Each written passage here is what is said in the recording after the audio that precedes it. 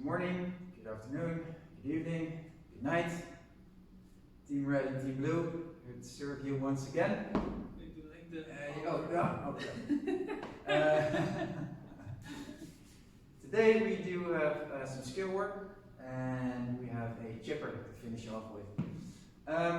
For the skill work, we're going to work 10 minutes on our handstand. Maybe you want to work on a handstand walk, maybe you want to work on your bike hold. Sounds easy enough, it isn't.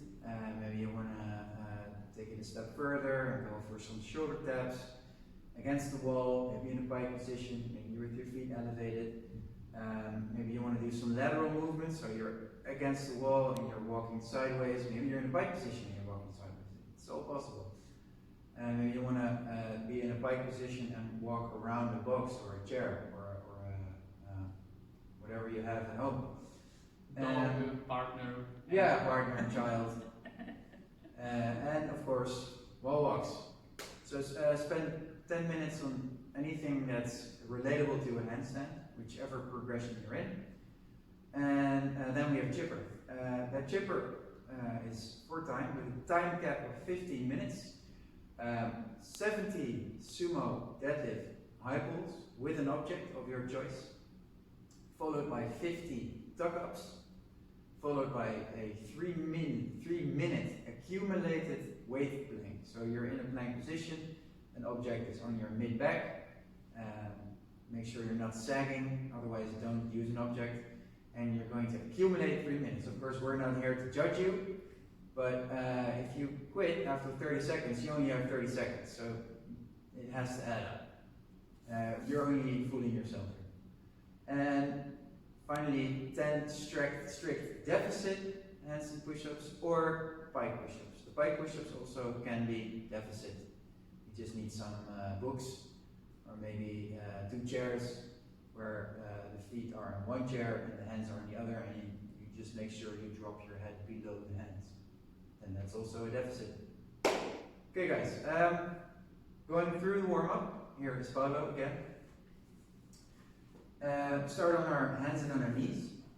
And I'm going to start with 6 slow segmented cat-cow poses. We start out neutral, and then you work your lower back, mid back, upper back, and curl all the way up towards the ceiling. And then you work your upper back, mid back, and lower back all the way down towards the floor. And try to really feel those 3 segments all the way around. I promise you, it'll open up a whole new door for you. Then we're going to do 8 quadruped rotations. It's a bit the same as yesterday. You're still on your hands and on your knees. You place one arm, or one hand, on the back of your head, and you thread through, and then rotate up towards the ceiling. And make sure you point towards the ceiling, or whatever is close towards the ceiling, with your nipple. If you try to point with your elbow, you're overextending, and if you point with your nipple, you're actually using your spine. So focus on pointing with the nipple. Now I've said too much nipple. And then a glute bridge hold for about 30 to 45 seconds. So make sure your heels are close to your butt. Press the heels into the floor, and also try to pull the heels towards your shoulders. It may seem weird, but it'll activate your core, it'll activate your glutes, it'll activate your hamstrings. 30 to 45 seconds is more than enough. Then we're going into 2 small circuits of 2 rounds each. The first circuit being 2 rounds of 10 deadlifts. So you're going into a hollow position on the floor, and one arm is raised up, one leg is stretched out, and one arm is stretched out to the back. Yep, alternating. And make sure your shoulders are off the floor, and make sure you press your lower back into the floor. Yep. Then 10 glute bridge walkouts. So we're going to go back into the glute bridge. Make sure your heels are close to your bum, and then walk your feet out until you're stretched out, and then walk your feet back. Yeah, that'll activate the hamstrings for sure. Okay, once you've done those 2 rounds, we're going to go into another circuit of 3 exercises for 2 rounds again. 4 candlestick tuck-ups. If you don't know how to do them, Paulo, I'll show it. We see how it works. Yeah, okay. So So Paulo's going to roll over, or roll onto his back, stretch out his legs, make yourself as long as possible.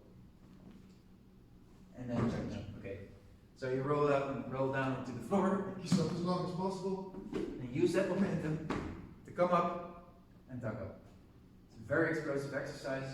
Skate option, use mine. Yeah, scale option is totally fine. Then 5 push-ups to a pike pose. So you start out in a push-up position. You do a push-up, and then you're going to press back into a pike, exactly as Paulo did. We're going to do that 5 times, and then as soon as you're done with the 5 reps, get into a plank. And that plank can either be on the hands or on the elbows, wherever you prefer. Make sure you tuck in the tailbone, as you see Paulo do, and that concludes the warm-up. So, for the workout, well, first we're going to focus on some handstand. Sorry. Yeah, do we need to show that? It's up to you. You can do Show with it, you know how to do it. So, yeah, handstand walk, you can do it against the wall or anything you like, but it's more maybe about the skate option. Yeah. So, Paulo's going to walk up against the wall. Walks. You can do wall walks, maybe some shoulder taps, in whichever distance you want it. Yep, exactly.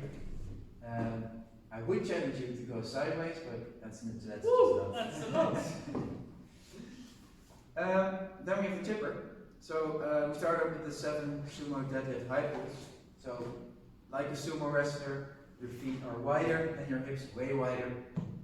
Yeah, the weight is in between your feet, and you lift the weight using your hamstrings, and then you're going to finish up by using your hip flexors, by pulling up the weight up to your chin. Then 50 tuck-ups, or Paulo is going to sit down or lie down again on the floor. Make sure only his lower back is touching the floor, and then he works his hands towards his ankles and his knees are going towards his chest. Then we're going to accumulate a 3-minute weighted plank. Yeah, I'll help you with that. Just make sure the weight is evenly distributed. This is easy because this is a long ass weight. And then make sure the tailbone is tucked in. And if Paulo decides he wants to break it up, so break it up, Paulo, then however long he has been doing this, that's his total time. So you will have to put your weight back on your back and plank more if you want to complete those 3 minutes. Trust me, after those tuck-ups, the plank will suck. And then, once your shoulders, your core, and everything is burning, we ask you to do 10 strict deficit handstand push-ups.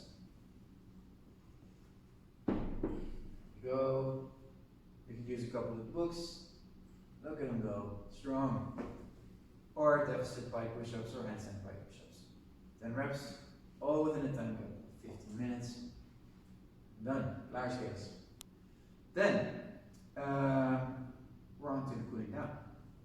Let's start on the floor in a Sphinx pose. So that's like an upward facing dog, only you're leaning on your elbows. Yeah, elbows are directly underneath the shoulders, and you want a pulling motion towards the back. So you pull your elbows towards the back. Then, if this feels nasty on your lower back, I want you to place some tension in the glutes. If that still feels nasty, I want you to widen the feet. Then we have a double thread needle, a double stitch, where first you go with your right arm forward and your left arm underneath, and you're going to place the weight of your upper body onto your shoulders, stretching out the backs of your shoulders, the front of your shoulders, and also the upper back. And then of course you switch position with the arms. And then last but not least, sit down, stretch one leg out, place the foot of your ankle against your thigh, grab the foot, grab the shin, grab your knee. However mobile you are, grab it where there's a stretch, and then just hang out there for 90 seconds. That's it, guys. Enjoy your day.